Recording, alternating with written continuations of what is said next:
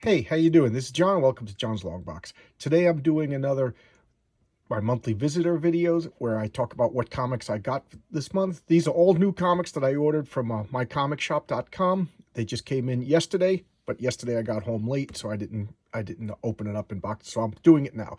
And as always, I open up the box and take out the plastic stuff like that, because fumbling around with one hand just is not the most riveting of things to look at. So here we go. I don't know why I got heavy metal. Every once in a while, I'll pick up an issue of heavy metal. I don't consider myself a collector of heavy metal. I pick it up once in a blue moon, but I don't know where. It must have been years ago. I bought on eBay. I bought a lot, so I have like the first 25 issues of heavy metal. I haven't even read them yet, and then I'm like, in my mind, I'm like, oh, I got to get heavy metal. So once in a while, if I remember, I pick it up. But I used to love this as a kid. But I had a bunch. My older brother got heavy metal, and he would give them to me. And I just I had like 4 or 5 issues that I would just read over and over and over again. So there's the story on that. Okay, this is a Vampirist Carmella. This, I started getting a Creep because I thought it was the old Warren magazines. I thought they started up again. But as you can see, they kind of trick you. What does it say? The Warrant, right? You know, the old classic Warrant horror magazines, but this is a new company. They took the name Warrant, and then they had Warrant Creep, and it was a horror anthology. And they would hire a lot of the old timers that worked on creepy and eerie and stuff like that. And I love those. Those were great. So I don't know, just out of nostalgia or whatever, because you know I don't really get Marvel and DC anymore, so I picked these up, and I got to say I enjoy them. You know, these are $6 an issue, but if you get them on, like where I go on mycomicshop.com, or I'm sorry, I said the wrong thing. It's a comic book discount service.com. They're like half off, so it's like $2.50. Big deal, right? And this I really like this. So here we're going to the regular actual comics. This is Gun Honey. This is issue 4. This turned out to be a lot better than I thought it was going to be. It's like a crime noir. She's kind of like a female James Bond. She's not the assassin. She's the person who supplies the assassin with guns and stuff like that. So what she does is, like, remember that scene in The Godfather where they're having the sit down in the restaurant, and they go into the bathroom and the gun was hidden in the back of the toilet in a plastic bag? She's the person who does that. And then, of course, somebody found out that she's the gun supplier, so now she's on a wanted list. It's actually pretty good. This was not part of my monthly comics. I got this on eBay. I've been collecting these mostly out of nostalgia. This is Spidey Super Stories. I talk about this every time I get one of these comics, that I had a full run of these. As a kid, I collected these, and I was amused by them. They're silly. This is made by the Electra Company, and they kind of got memory hold. They kind of disappeared, and people forgot about it. And in my personal collection of them, I don't know what happened to them. I couldn't have sold them because they were worthless. You couldn't give these away. So I don't know where they went. I talked about that a few times, that like a full long box of comics disappeared at some point. I remember that there was actually some John Byrne X-Men's in that box. So, you know, picking these up when I could find them cheap on eBay. And then here we go. And normally my comics come bagged and boarded, but I must have clicked something and turned it off, because now they're not bagged and boarded. Luckily, I got a bunch of bags and boards, so I could put them in here. But I don't know. I don't know what happened. So it just kind of annoys me that they're not bagged and boarded. But whatever. I went and I checked my settings and it was clicked off. So I must have did something I didn't realize. So this is Eric Powell. Eric Powell is the creator of The Goon, a comic that I really like. It's one of the comics I look forward to most. The Goon, and any of the Eric Powell like Goon universe, like Hillbilly or what's the sorry about the coughing. The Goon, Hillbilly, and there's another one in that series. But I really, really enjoy them. So this is all of his characters. Oh, there's Hillbilly right there. Lester of the Lesser Gods. I don't know who that is. That's new. La Diabla, she's like a female, like a Daredevil, Ghost Rider kind of mix. She's actually pretty cool. So I love Eric Powell's artwork. I think his humor just makes me laugh. It's one of the few comics that I'm actually like laughing out loud when I read it. And here we have this lunatic, Eric Larson. Guy blocked me on Twitter. I never even interacted with them. I don't know why. So I I have a full run. This is issue 262. I'm probably the only person on Earth that has a full run of Savage Dragon. That includes the original miniseries and all the spin-offs. But this guy blocks me on Twitter. I don't know why. And he's just a crazy lunatic. So this is on the chopping block for me because let's be honest, he went kind of weird, and I don't want to talk about what he's been doing, but let's just say borderline kiddie porn going on in these comics. I don't know. He stopped that because people were using it against him or whatever, but the comic is just bad. I'm just buying it out of momentum. Matter of fact, this was probably my last. Well, I pre-ordered 3 issues, but I'm not going to order any more. I think I'm done with this lunatic. And here we have the comic I look forward to the most every month, Norse Mythology. This is by Neil Gaiman of Sandman fame and P. Craig Russell. And like I said, P. Craig Russell, I discovered when he did the Elric of Melniboné with Roy Thomas. And that was for Epic Comics, which was a subset of Marvel Comics in the early 80s. I love that. I've been a big fan of P. Craig Russell ever since.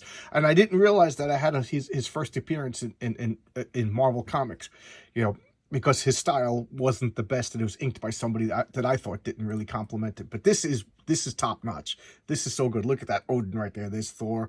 And this story is the Ragnarok Tale. And at this point, they're dealing with they're going after Loki for basically starting Ragnarok. And it's just so good. I remember reading these stories as a kid. There was a Norse mythology book in my library. I used to get it like when I was in 4th and 5th grade. I used to read it over and over and over again. So it's kind of neat to see these redone with like more fleshed out. I don't want to say with like more details added, but it's like all the details from various sources put together, and it's just an epic. It's so cool. It's really good.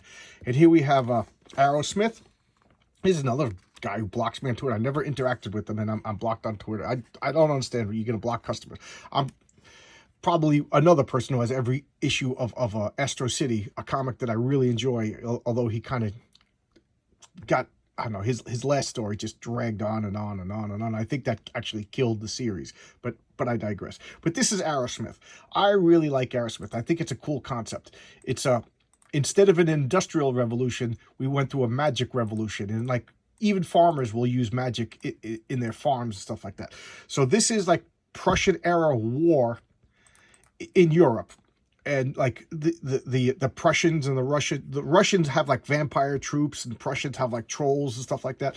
The English use like flying dragoons and stuff. It's pretty cool.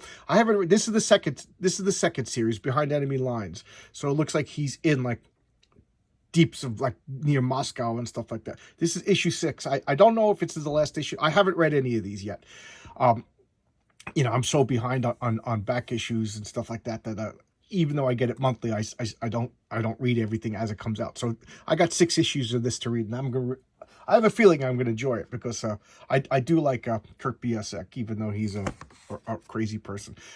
I don't remember ordering this, but I'm not going to doubt it because beware the Eye of Odin, so it's Norse mythology. And as I said a million times, I'm a Norse mythology and Greek mythology freak. I'd like to learn more about Egyptian mythology. I read a lot about it, but it's not like, I don't know why I'm talking about Egyptian mythology when this is Norse mythology, but I'll just say this about Egypt. It doesn't seem to have like a narrative story behind it. It's maybe because it's 3,000 years of history compressed, you know what I mean, into whatever, because it's not really consistent. So it's hard to follow. But anyway, I have no idea what this is.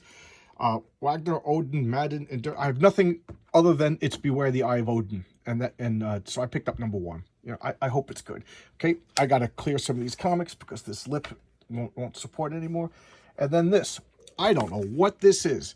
Don't even try to keep up with the Joneses. Number 1 of 5. Michael Morecci, I don't know any of these people. I don't know why.